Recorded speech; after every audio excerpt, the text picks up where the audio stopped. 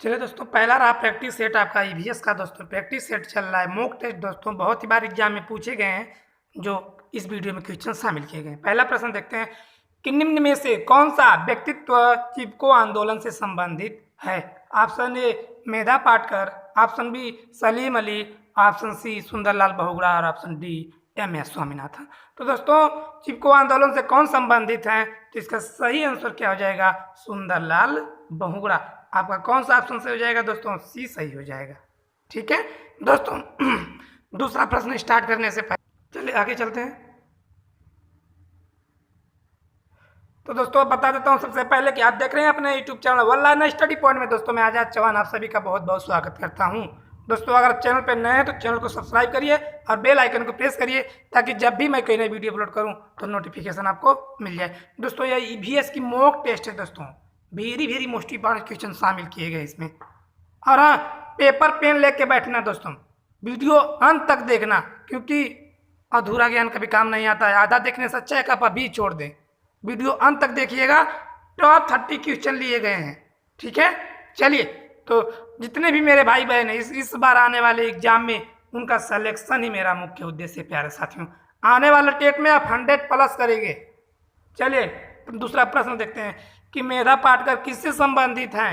Option A Tehri बांध आंदोलन से, ऑप्शन बी गोदावरी बांध आंदोलन से, ऑप्शन सी स्वच्छ गंगा आंदोलन से और ऑप्शन डी नर्मदा आंदोलन से। तो दोस्तों मेधा पाटकर किससे संबंधित हैं, तो इसका सही आंसर हो जाएगा नर्मदा आंदोलन से। ठीक है, आपका डी ऑप्शन सही हो जाएगा। मेरा चारों ऑप्शन पढ़ने का मतलब यही है कि आप अपना ट्रिक अपना आंसर लगा लें, उसके बाद सही आंसर लगाएं। जरूर लास्ट में कमेंट करना दोस्तों कि 30 में से आपका कितना सही हुआ है। चलिए तीसरा प्रश्न रहा कि निम्नलिखित में से कौन भारत में पर्यावरण आंदोलन से संबंधित नहीं है। कौन नहीं है, option A Sunderlal Bahuguna, option B MS. Swaminathan, option C Salim Ali और ऑप्शन डी वर्कीज कुरियर। तो भारत में पर्यावरण आंदोलन से कौन संबंधित नहीं है, तो दोस्तों वर्कीज कुरियर संबंधित नहीं है। इसका कौन सा डी सही हो जाएगा। बाकी जो संबंधित पूछे तो सुंदरलाल बहुगुणा भी हैं, एम.एस. स्वामीनाथन भी हैं और सलीम अली भी हैं। ठीक है, अगला प्रश्न देखेंगे। अगला चौथा प्रश्न है दोस्तों, सूर्य से निकलने वाली ऊर्जा पृथ्वी पर किस रूप में पहुंचती है। तो सूर्य से निकलने वाली ऊर्जा पृथ्वी पर किस रूप में पहुंचती है दोस्तों। ऑप्शन ए पराबैंगनी किरण के रूप में, ऑप्शन बी दृश्य प्रकाश के रूप में, ऑप्शन सी विकिरण प्रकाश के रूप में और ऑप्शन डी अवरक्त किरण के रूप में। तो सही आंसर क्या हो जाएगा, सही आंसर क्या हो जाएगा प्यारे साथियों, इसका विकिरण के रूप में। सूर्य की किरणें पृथ्वी किस रूप में आती हैं, तो सी सही हो जाएगा विकिरण के रूप में। अगला क्वेश्चन देखेंगे प्यारे साथियों। दोस्तों मैं वीडियो में बार बार नहीं कहता हूँ कि लाइक करिए, शेयर करिए, सब्सक्राइब करिए, नहीं, वीडियो आप अंत तक देख दे, अंत तक देखिए वीडियो, क्योंकि आपका सिलेक्शन ही मेरा मुख्य उद्देश्य है। प्यारे साथियों, जितने भी मेरे भाई बहन शिक्षक भर्ती की तैयारी कर रहे हैं, आने वाले टेट की एग्जाम में उनका सिलेक्शन हो जाए और सुपर टेट में प्रवेश करें और सुपर टेट भी पास करें, शिक्षक बन जाएं, यही मेरा मुख्य उद्देश्य है। मैं आपसे एक ही चीज़ चाहता हूं दोस्तों, आपका सिलेक्शन वो तो आप मुझे दे सकते हैं ना। चलिए प्रश्न देखते हैं कि वायुमंडलीय दबाव एक साथ मापा जाता है। तो दोस्तों वायुमंडलीय दबाव किससे मापा जाता है। ऑप्शन ए बैरोमीटर से, ऑप्शन सी स्केल से, ऑप्शन डी थर्मामीटर और ऑप्शन सी अल्टीमीटर से। दोस्तों तो किससे मापा जाता है वायुमंडलीय दबाव, तो दोस्तों आपका आंसर सही हो जाएगा बैरोमीटर से। दोस्तों वायुमंडलीय दबाव मापा जाता है। अगला प्रश्न चलें। अगला प्रश्न आपकी स्क्रीन पर रहा दोस्तों कि निम्नलिखित तत्वों में से कौन ऊर्जा चक्र और पृथ्वी से संबंधित नहीं है। नहीं की बात की जाए तो मैं बार बार कहता हूँ इसको गोला कर लें, इसको हाईलाइट कर लें। क्वेश्चन आपका 100% गलत नहीं होगा, क्योंकि 3 ऑप्शन है, एक ही नहीं है। क्या पूछ रहा है कि तत्वों में से ऊर्जा का कौन सा चक्र और पृथ्वी से संबंधित नहीं। ऑप्शन ए सोना, option B carbon, option C nitrogen और ऑप्शन डी फास्फोरस। तो आपको पढ़ के आपको आंसर पता हो गया दोस्तों, सोना। क्या ए ऑप्शन सही हो जाएगा। नहीं की बात कर रहा है तो सोना नहीं है, कार्बन भी है, नाइट्रोजन भी है, फास्फोरस भी है। दोस्तों ये तीनों गैसें हैं। आपसे पूछते सबसे अधिक मात्रा में दोस्तों ये नाइट्रोजन गैस है सबसे अधिक मात्रा में पाई जाती है वायुमंडल में 78%। उसके बाद ऑक्सीजन पाई जाती है दोस्तों 21%। ठीक है, चलिए अगला देखेंगे। अगला क्वेश्चन आपकी स्क्रीन पर रहा 7वां कि नगरीकरण और औद्योगिकरण हानिकारक है। किसके लिए हानिकारक है? ऑप्शन ए संतुलित विकास के लिए, ऑप्शन बी पर्यावरण पारिस्थितिकी के लिए, ऑप्शन सी जैविक विविधता के संरक्षण के लिए और ऑप्शन डी उपरोक्त सभी के लिए। तो दोस्तों नगरीकरण और औद्योगिकरण किसके लिए हानिकारक है? तो आपको ऑप्शन डी सही हो जाएगा दोस्तों, सभी के लिए, क्योंकि संतुलित विकास के लिए भी है, पर्यावरण भी प्रदूषित होता है दोस्तों, आपको पता भी होगा, और जैव विविधता भी प्रभाव पड़ता है। चलिए अगला प्रश्न लगाएंगे कि निम्न में कौन सा जलीय पारिस्थितिकी तंत्र का हिस्सा नहीं है? कौन सा नहीं है दोस्तों? ऑप्शन ए तालाब, ऑप्शन बी झील, ऑप्शन सी डेल्टा और ऑप्शन डी हो जाएगा प्यारे साथियों आपका क्या हो जाएगा? ऑप्शन डी द्वीप। तो सही आंसर क्या हो जाएगा? आपका डी ऑप्शन भी सही हो जाएगा दोस्तों, क्या हो जाएगा? द्वीप। ठीक है, अगला प्रश्न चले प्यारे साथियों, आइए अगला प्रश्न बहुत बार पूछा गया है दोस्तों, very very most important question, बहुत बार एग्जाम में समझिए बहुत बार पूछा गया है। वायु है, वायु एक है, वायु क्या है? ऑप्शन ए यौगिक है, ऑप्शन बी तत्व है, ऑप्शन सी मिश्रण है और ऑप्शन डी यौगिक एवं मिश्रण दोनों है। आप डेली वायु हवा लेते हैं, लेकिन आप कभी सोचें कि वायु क्या है? वायु को हम देख नहीं सकते हैं, आपको पता है कि वायु को हम देख नहीं सकते हैं, लेकिन वायु एक है।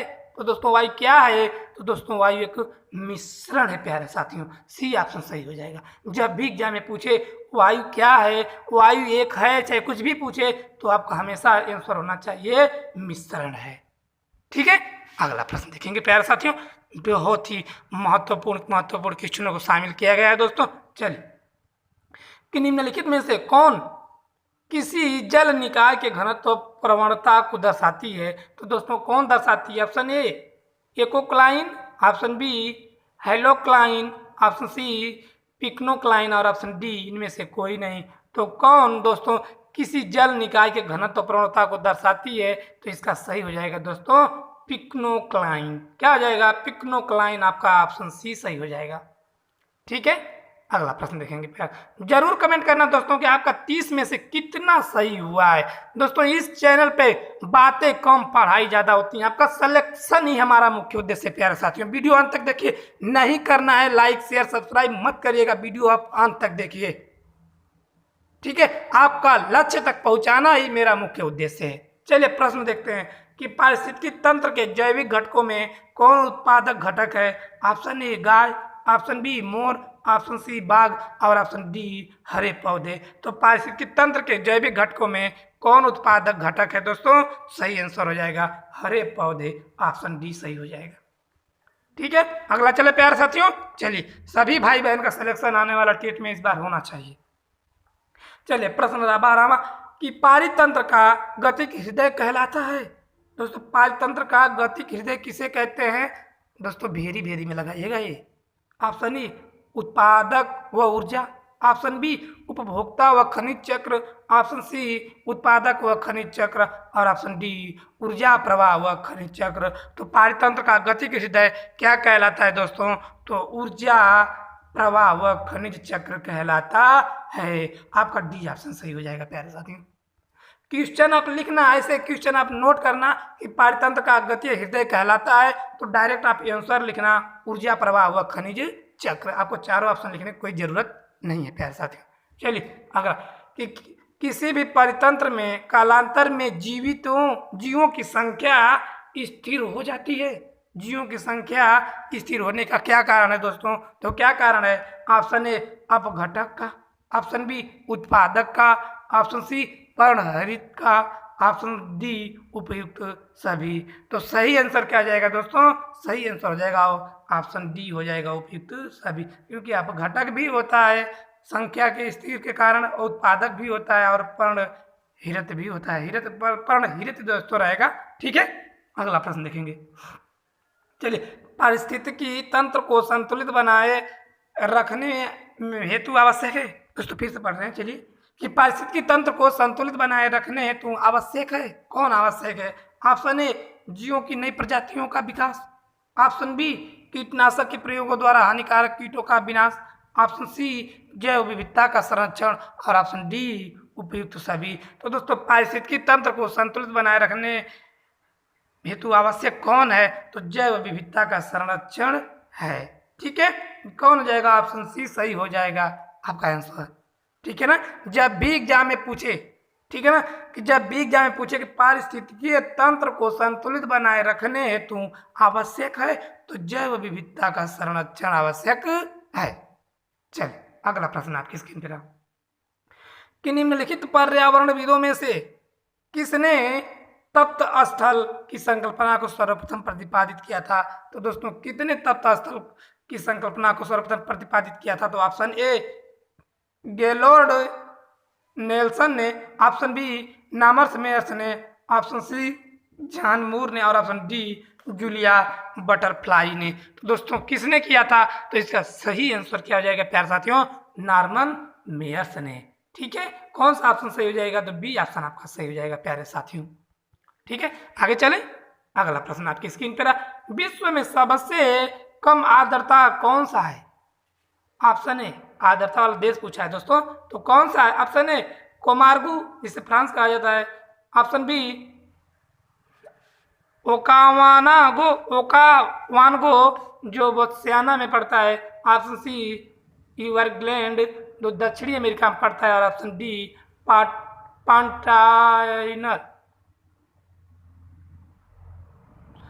चलिए फिर से देख लें 16 प्रश्न।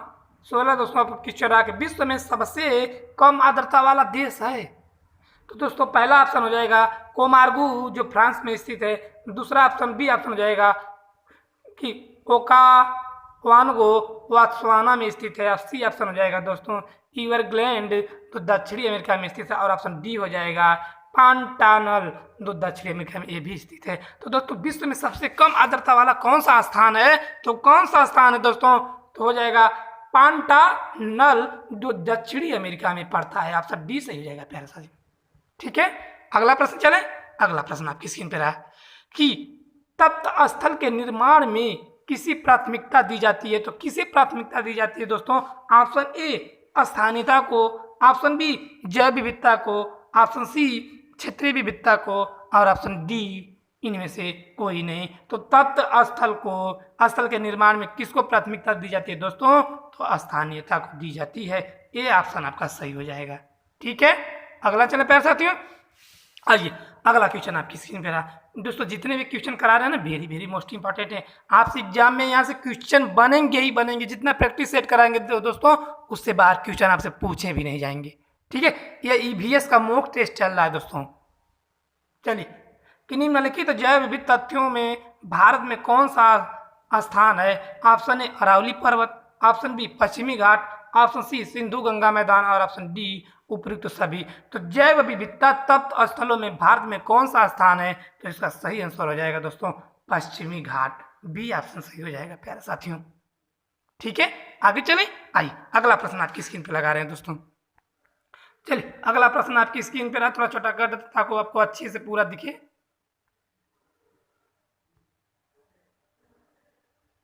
चलिए कि लाल सूची जिसमें विलोपन के खतरे वाले जंगली जीवों एवं वनस्पतियों की सूची रहती है, विश्व के किस संस्थान द्वारा प्रकाशित की जाती है दोस्तों? तो किस संस्थान द्वारा प्रकाशित की जाती है? तो इसका आंसर आप डायरेक्ट देख लो कि यह दोस्तों विश्व संरक्षण संघ द्वारा प्रकाशित की जाती है। किसके द्वारा? तो ये ऑप्शन सही हो जाएगा प्यारे साथियों। ठीक है, जब भी एग्जाम में पूछेगा गलत नहीं करना है। अगला प्रश्न देखेंगे दोस्तों। चलिए कि सर्वाधिक जैव विविधता पाई जाती है कहाँ पाई जाती है? ऑप्शन ए कश्मीर घाटी में, ऑप्शन बी शांत घाटी में, ऑप्शन सी सुरमा घाटी में और ऑप्शन डी उपयुक्त सभी। तो जैव विविधता दोस्तों सबसे अधिक जैव विविधता कहाँ पाई जाती है? तो इसका सही आंसर हो जाएगा दोस्तों शांत घाटी में। ऑप्शन बी सही हो जाएगा प्यारे साथियों। बहुत बार एग्जाम में क्वेश्चन ये सब पूछे गए हैं दोस्तों। ठीक है, अच्छे से नोट करना और एग्जाम से पहले अच्छे से रिवीजन करके जाना ताकि आप अच्छे नंबर से पास हों दोस्तों। ठीक है, चलिए 21 प्रश्न रहा। भारत में जैव विविधता की दृष्टि से धनी स्थान है? ऑप्शन ए पश्चिमी घाट, ऑप्शन बी पूर्वी घाट, ऑप्शन सी थार मरुस्थल और ऑप्शन डी बंगाल की खाड़ी। तो दोस्तों सही आंसर क्या हो जाएगा? सही आंसर हो जाएगा पश्चिमी घाट। ये ऑप्शन सही हो जाएगा प्यारे साथियों। ठीक है, जब भी पूछे कि भारत में जैव विविधता की दृष्टि से धनी स्थान है तो आपका आंसर होना चाहिए पश्चिमी घाट। ना कि पूर्वी घाट को आप मार के चले आए। चलिए, क्योंकि यहाँ एक एक नंबर दोस्तों बहुत महत्वपूर्ण होता है। कहीं आपका पॉइंट से सिलेक्शन रुक जाता है तो आने वाले एग्जाम में अब ऐसा नहीं करेंगे। अच्छे से तैयारी करिए प्यारे साथियों। चलिए प्रश्न देखते हैं कि रेड डाटा बुक में किसका विवरण दिया गया है। तो ऑप्शन ए केवल विलुप्त जीव जंतु का, ऑप्शन बी संकटापन पादप और जीव जंतु का, ऑप्शन सी जीवाश्म पादप का, और ऑप्शन डी उपरोक्त सभी। तो रेड डाटा बुक में किसका विवरण दिया गया है दोस्तों? इसका सही आंसर है बी सही हो जाएगा दोस्तों, संकटापन पादप और जीव जंतु का। ठीक है, जब भी पूछेगा एग्जाम में कि रेड डाटा बुक में किसका विवरण दिया गया है तो संकटापन पादप और जीव जंतु का बी ऑप्शन सही हो जाएगा। अगला प्रश्न देखेंगे। चलिए अगला प्रश्न आपका इस रहा कि मूंगे की चट्टानों के संरक्षण के लिए भारत सरकार ने निम्नलिखित में से किसे समुद्री पार्क घोषित किया? ऑप्शन ए अंडमान निकोबार द्वीप समूह को, ऑप्शन बी मन्नार की खाड़ी को, ऑप्शन सी लक्षद्वीप को, और ऑप्शन डी कच्छ की खाड़ी को। तो कौन सा सही हो जाएगा दोस्तों? कच्छ की खाड़ी को समुद्री पार्क घोषित किया था। अगला प्रश्न दोस्तों कि 24 नवंबर को निम्न में से कौन सा दिवस मनाया जाता है? तो 24 नवंबर को कौन सा दिवस मनाया जाता है? ऑप्शन ए विश्व हरित दिवस, ऑप्शन बी विश्व निर्धनता दिवस, ऑप्शन सी विश्व शौचालय दिवस, और ऑप्शन डी इनमें से कोई नहीं। तो 24 नवंबर को दोस्तों कौन सा दिवस मनाया जाता है? तो विश्व शौचालय दिवस मनाया जाता है। सी ऑप्शन सही हो जाएगा। इस बार आपसे एग्जाम में जरूर पूछेगा, अच्छे से याद रखना दोस्तों, पूछेगा। बार बार मैं कह रहा हूं कि ये क्वेश्चन आपसे इस बार पूछे ही जाएंगे। चलिए प्रश्न देखते हैं 25वां। अगला प्रश्न रहा कि निम्न कार्यक्रमों में से कौन सा 2 अक्टूबर 2019 के तक कर लेने का उद्देश्य रखता है?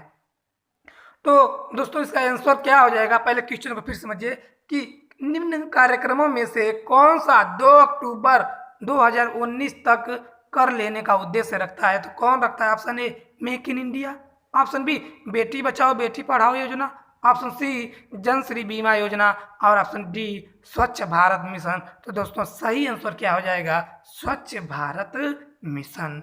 कौन सा सही हो जाएगा? ऑप्शन डी सही हो जाएगा प्यारे साथियों।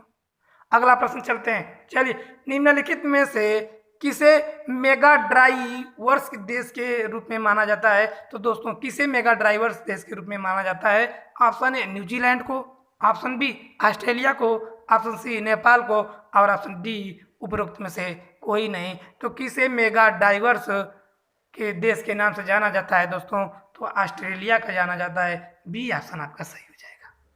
ठीक है, चलिए अगला प्रश्न देखेंगे प्यारे साथियों कि बायोटेक्नोलॉजी पार्क कहाँ स्थित है? तो ऑप्शन ए लखनऊ में, ऑप्शन बी भोपाल में, और ऑप्शन सी दोस्तों आपका हो जाएगा आगरा में, और ऑप्शन डी उपरोक्त में से कोई नहीं। तो दोस्तों जब भी पूछे, मैं तो कह रहा हूँ कि बहुत बार ये भी VIP क्वेश्चन दोस्तों बार बार पूछे जाते हैं कि बायोटेक्नोलॉजी पार्क कहाँ स्थित है? तो बायोटेक्नोलॉजी पार्क दोस्तों आपका लखनऊ में स्थित है। ये ऑप्शन सही हो जाएगा प्यारे साथियों। ठीक है, अगला प्रश्न तो चलें दोस्तों। चलिए अगला प्रश्न देखेंगे। अगला प्रश्न आपकी स्क्रीन पे रहा कि भारत में सबसे पहला जैव मंडलीय आरक्षित क्षेत्र कहाँ स्थापित हुआ? तो ऑप्शन ए ग्रेट निकोबार में, ऑप्शन बी मन्नार की खाड़ी में, ऑप्शन सी नंदा देवी में, और ऑप्शन डी नीलगिरी में। तो सबसे पहले भारत में जैव मंडलीय आरक्षित क्षेत्र कहाँ स्थापित किया गया दोस्तों? तो नीलगिरी में स्थापित किया गया था। डी ऑप्शन सही हो जाएगा। चलिए अगला प्रश्न देखेंगे दोस्तों। अगला प्रश्न कि पारिस्थितिकी शब्द को किसने प्रतिपादित किया था? ऑप्शन ए सलीम अली ने, ऑप्शन बी सुनीता नारायण ने, ऑप्शन सी अर्नस्ट हेकल ने, और ऑप्शन डी इनमें से कोई नहीं। तो पारिस्थितिकी शब्द को किसने प्रतिपादित किया था दोस्तों? तो दोस्तों सही आंसर क्या आ जाएगा? अर्नस्ट हेकल ने।